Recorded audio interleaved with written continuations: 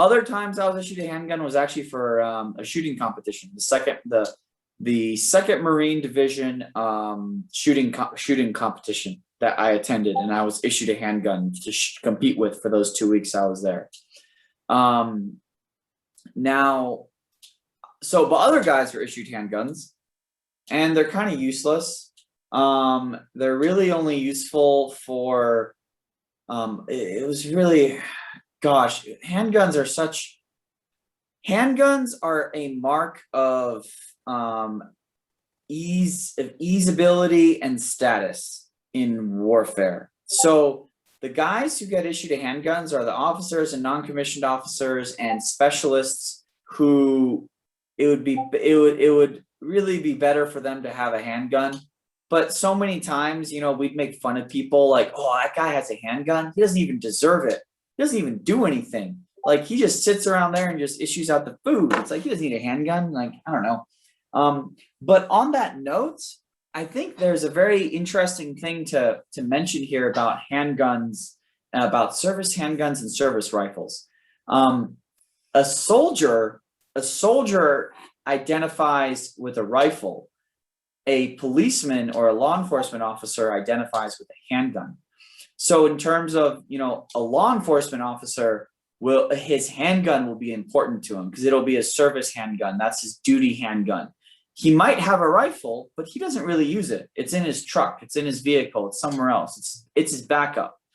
But a soldier's skill is measured in how well he can effectively employ his service rifle, how far he can accurately engage targets. A police officer's skill is measured by how much he can employ his service handgun. So, you see this, soldiers identify with rifles, law enforcement officers identify with handguns.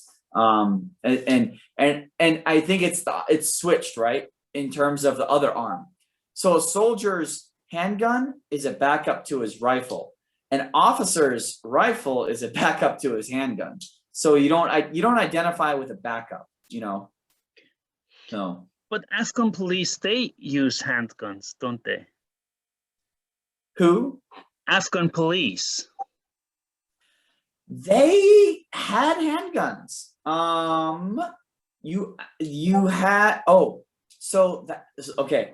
So we're talking about the Afghan uniform police, yes, which are really more of a gendarmerie type of force, which changes everything completely because this is more of a paramilitary force and not a law enforcement branch as we would think of it. Afghan police in the cities, yes, that applies. But I didn't work with Afghan police in the cities. I worked with Afghan police in the provinces, right, in Helmand province, which is essentially an Afghan gendarmerie. It's not an Afghan, urban police force, which the Afghan police in the big cities, Kabul, Mazar Sharif, Herat, the big cities, yes, they would use handguns, and they use the American issued M9, or there's a Walther P1, I believe, that was going around, or a Makarov handgun as well. So, but yes. Okay, very good. Now let us move to the last part of our talk today. What did Taliban use, or what do they use? The Taliban use the same equipment as the police did. So the Taliban and the police were very interchangeable with each other. So they used a lot of the PKM, the medium machine gun. They used a lot of the AKs, the AK pattern rifles, and they used a lot of the RPGs. But their primary weapon was really the IEDs, really the explosive threat. They did much more harm with IEDs than they did with anything else. Now, what I will say about how they used all these weapon systems, the GP30, my patrols have been shot at by the GP30 grenade launcher, and by RPGs as well with that aspect. But in terms of weapon systems, man, the Taliban were very effective. They were very smart. They knew what they were doing. They were a very skilled force, the ones that we encountered.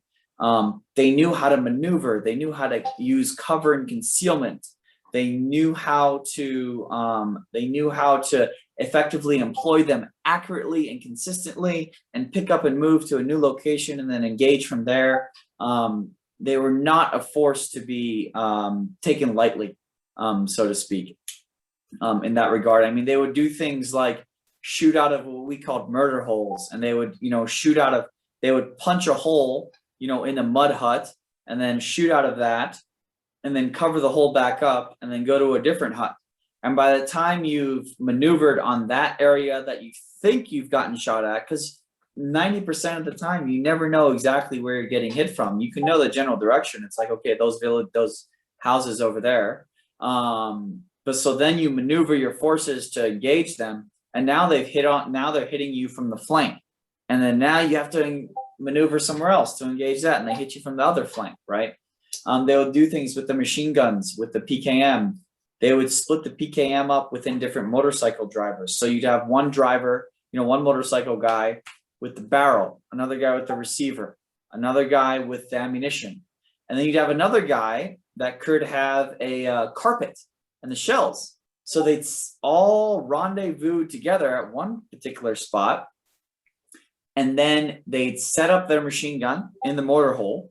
They'd set up the carpet underneath the machine gun, and then they'd maybe like spray water down on the dirt so the dust wouldn't flare up from the gas, right? So they'd shoot at you for a sustained while, from that position. You wouldn't be able to see where the dust was because the dust would go there. Even if you got onto that position, minutes after they left, you wouldn't be able to tell that they were shooting from that position because the carpet picked up all the brass from all the spent cases. And then the guy with the carpet would wrap up the carpet real quick, tie it up, throw it over his back, and get on the bike and go. So there's no evidence left. So, and that was how they would employ the PKM. It was very smart, very, very smart in that aspect. They rarely made mistakes. And when they did, we would be on them, and we would try to exploit those mistakes as much as possible. But it was tough. But they were a very, very formidable insurgency. Interesting. And so they did I understand you correctly? They used American weapons and also some Soviet weapons, leftover Soviet weapons, right? They would use mostly Soviet weapons. Nowadays, that paradigm is starting to change. And nowadays, they're using a lot of captured A&A weapons, because the A&A, and the thing is, they're not using the A&A weapons like the 249s and stuff, because they have ammunition issues with them. But as a precision weapon system, they're using the M16A4s. And this is a parallel that we are seeing both in Afghanistan and in Syria, because the M16A4 is out of the box, is more accurate than a Kalashnikov, and out of the box can very accurately and very reliably accept a night optic, one of the commercial night optics that are out there today. And both in Syria and in Afghanistan, they're finding out that if you use an M16A4 or an M4, you can easily mount one of these commercial hunting night optics, or military grade one, either way, because they use the same interface on the rifle. You can easily slap that on there, and you can have a relatively accurate rifle that can make precision shots at night, provided that the optic is zeroed correctly. The optic is zeroed correctly, and the weapon is in good standing, and the guy who's shooting it knows what he's doing, right? And they're finding that out to devastating effect in both theaters of war. ISIS found that out. Numerous sides of the Syrian conflict are finding that out. In Iraq, they're finding it out, in Mosul and stuff. And in Afghanistan today, the Taliban is finding that out. You can't readily do that with an AK and have the same result out of the box, because with an AK, you need to mount the optic interface. that then pairs with an optic on that interface. That needs to be zeroed to your AK, to your rifle, which, by the way, AKs are notoriously known as being inaccurate weapon systems. They can be tuned. You can have an AK that is just as accurate as an M16. It is 100% possible, but you have to make that AK precise, so to speak. You have to do many things to it that you would otherwise be getting out of the box with an M16A4. And that's why a lot of these combatant forces are finding these M16A4s much better for that purpose. So, okay, thank you. I mean, thank you very much for sharing this. And could you just share with us about the protective gear? I think you have a protective gear as well once you are deployed, correct? yeah, so the Marines and the Army wore armor for the entire time in Iraq and Afghanistan since 2000, the invasion in 2001 and 3. You know, wore armor, various levels of armor. What happened was that in Iraq, guys wore initial sets of armor, but then as the urban warfare increased, the armor increased with it too. So there's more armor that was being added, and oh my gosh, you actually get, depictions of Marines or soldiers, especially soldiers, Army guys, like they look like knights in, brown and in like dull armor. And you've got shoulder protectors, and you've got groin protectors, and then thigh protectors, and like skirts, and you've got neck pro and back pro, and like all kinds of other stuff. And just look like they just look like these giant turtles, running around the battlefield, and you can't even run in them, right? And the Marine Corps did a similar thing. And it was because turret gunners were getting sniped in turrets, and guys were, standing around in these urban areas where they were very easy targets. And the problem was, you transitioned to Afghanistan in 2000, the surge was in like 2008, 9, 10 or so. And you had this huge surge there, and all the armor developed in Iraq was useless. Well, it wasn't useless, but it was a huge hindrance, because you had, now you have to walk 20 kilometers. Now you have to walk 30 kilometers, and it's really hot. And, speed and mobility are more important than armor at this point. Your armor is your ability to run fast and move fast and displace quickly, right? On the Taliban side, the Taliban never really wore armor outside of propaganda videos, where you'd have the Taliban wearing armor trying to show they're a modern force. The Afghan army got surplus US armor, and then got its own version of armor, which could stop, level 3, level 4 plates, I believe. And then the Afghan police did get armor in the cities. A lot of the city police forces started getting a lot of armor in the past couple of years. They started wearing armor and helmets and stuff, but the forces in the field, the gendarmerie type of operating police, they didn't really get any armor at all. They're sort of, with their weapon system, and that was it. If they had armor, it would be very, light, and it would be like, maybe a couple vests per police station or something. So, how much does a complete armor weigh? Can you tell us? For us, I think we'd range between 30 pounds to 50 pounds for a U.S. Marine infantryman. And that range is in between, 30 to 50, depending on 30 being a very light day, being, I'm only taking my armor, my weapon, my ammunition, and water. And that would be it. Maybe a radio, right? 50 pounds, I'm taking extra ammo, I'm taking a backpack, I'm taking more stuff, I'm taking extra stuff. I have to outlast this patrol. I have to, take extra radios and stuff, radio batteries and that kind of thing. So it would depend. But about 30 to 50 into 60. Some guys carried up to 100, but those were, if you were carrying 100 pounds, you were going on a very long dismounted patrol. where you had to carry everything you needed, you know, your rations for however long and stuff like that. So, yeah. Thank you very much, Miles. Very, very informative. I really, really appreciate for that you are sharing your experiences, your knowledge on this with us here. Thank you very much. I wish you a Oh, nice day. Would you like to add anything today? I'm curious. I've often heard this.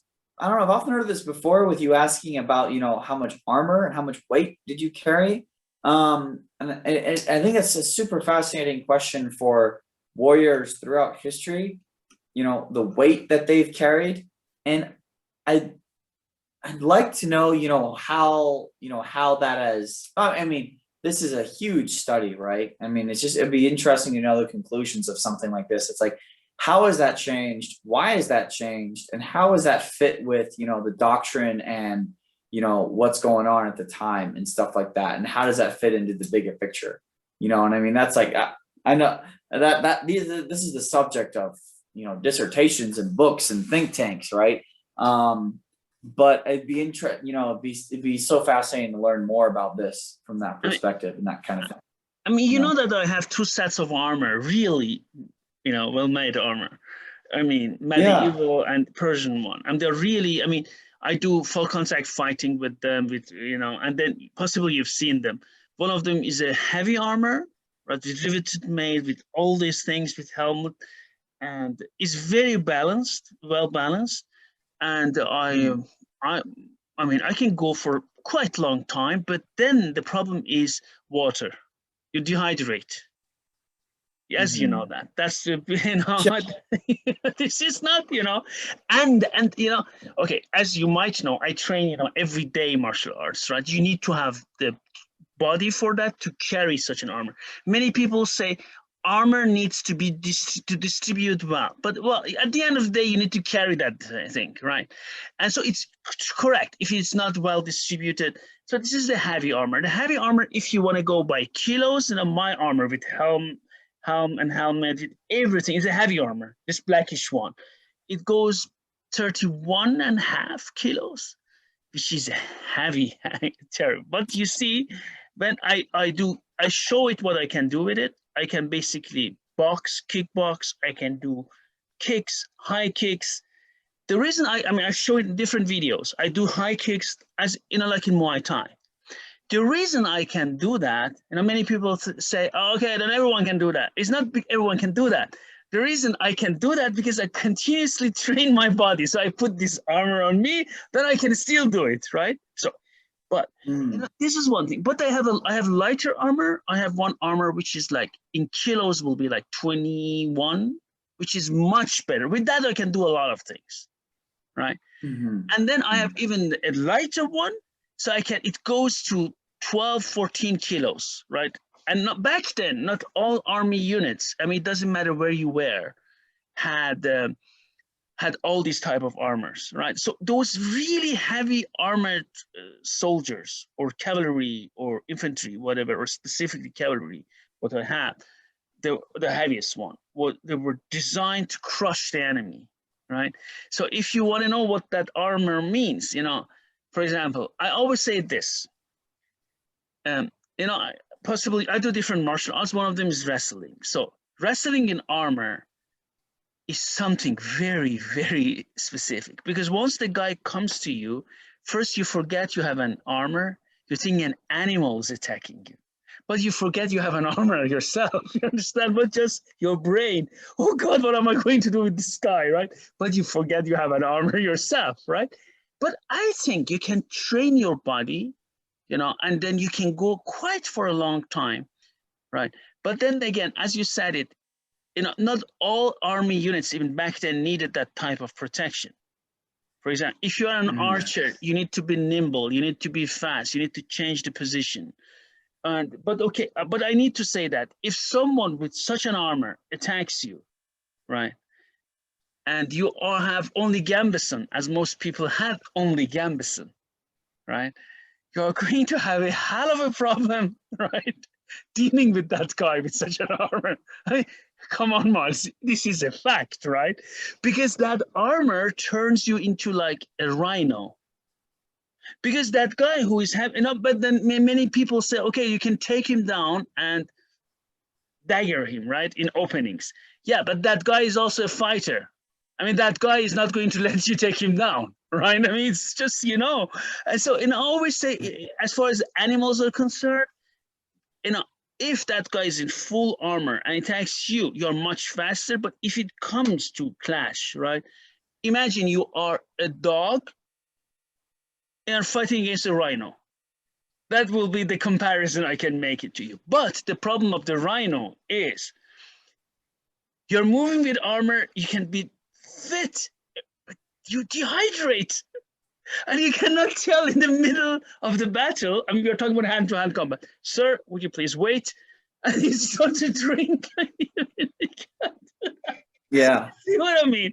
I think the main, if you ask me, because I did lots, and I do also endurance fight with armor. I did, the last endurance fight I did was like 2 hours, 40 minutes. After 10 rounds, I just drank water, so not to die. Then I kept going, right? Against different opponents. So to break what a human body can take. And I couldn't walk for 1 week after that. Besides all these black bruises I had the whole body. But I wanted to see how long I could take. And I couldn't walk for 1 week. It was not only because of bruises, I think because my body, this dehydration had an effect on my body. And I could feel it. I had the feeling that my whole blood circulation, I cannot explain it to you, something was different in my body, right? But I think, in my opinion, you can train your body, you can go with that armor, many things can be reached. The main problem, I think, with that is always dehydration. And of course, you're not as fast. But then again, we are talking about that, and back then, there are many tests. I mean, they show it on YouTube as well. That okay, someone is going to shoot with a bow at you.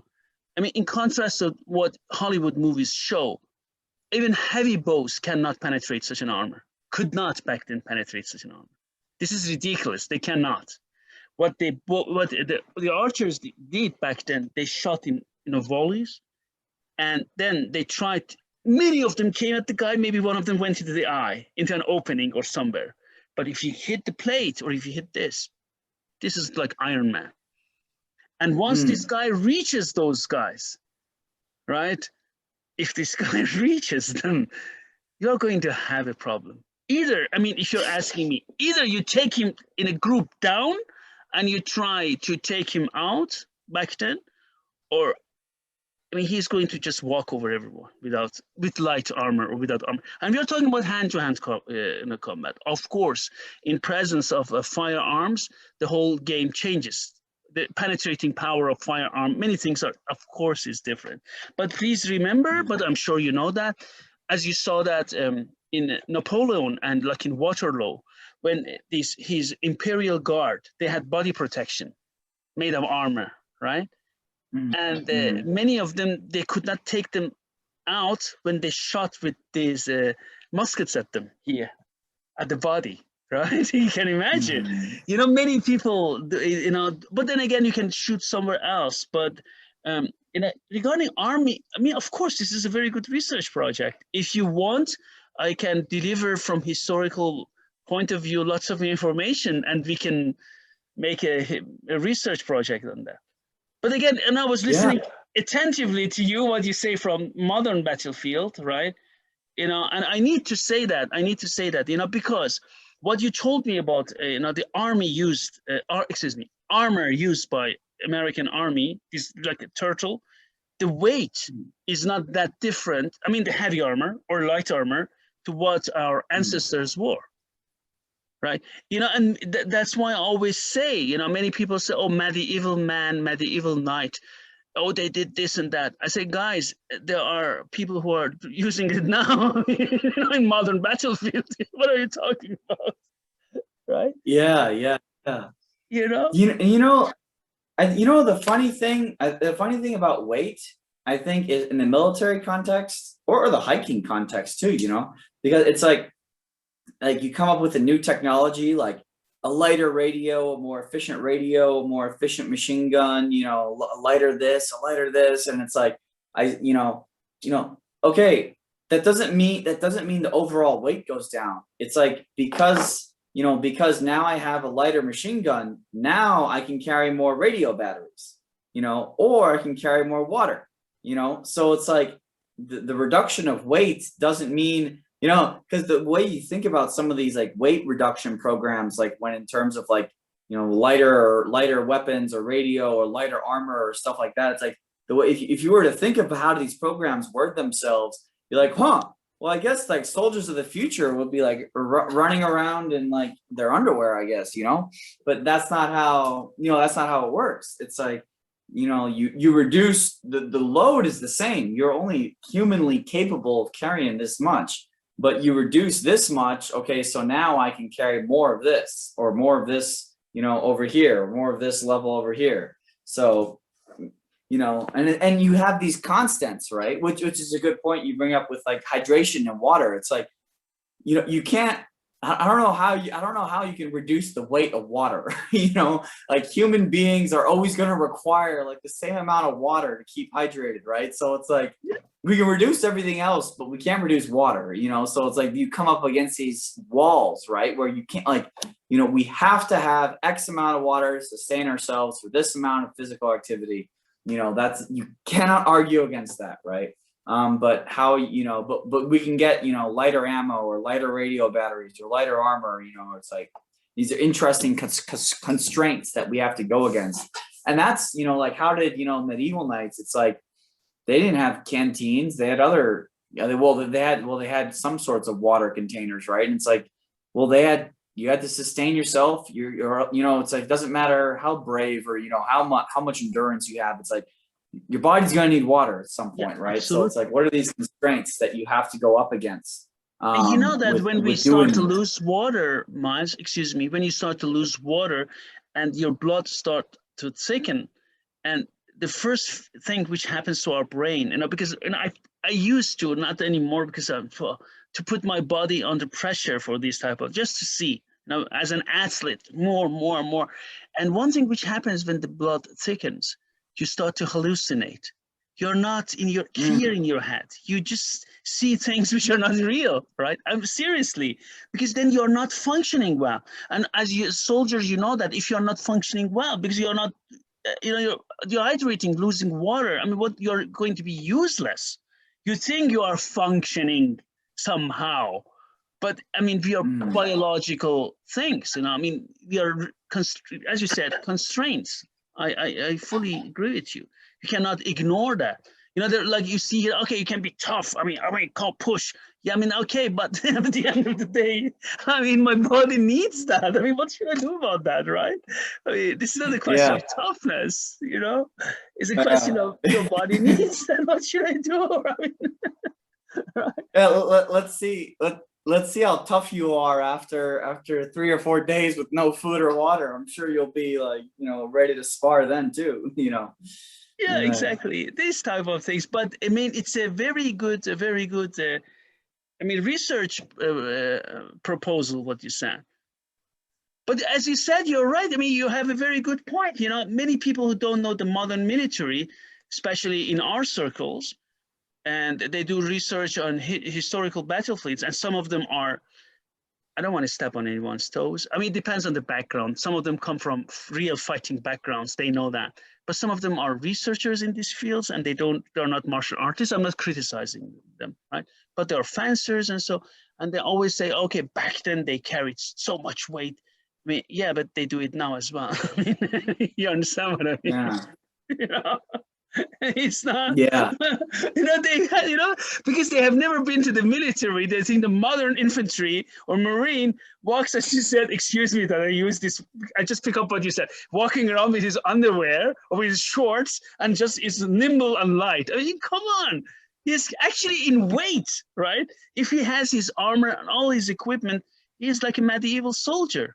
That's what many people don't realize. They just, what are you talking about? It's actually, and it's the same actually with the weapons, because an M16A4, M4 today, with all the attachments you put on it, almost weighs actually what the same amount of the weapon it replaced in Vietnam, the M14. With when you put the attachments of, you know, the lasers, the gadgets, the grips, the optics, the sling, and all this other stuff in there, and it's like, you know, and this fills the point, right? It's like, yeah, you know, you're right. It does almost weigh as much as what like the old battle rifles where they didn't have any of this stuff on there.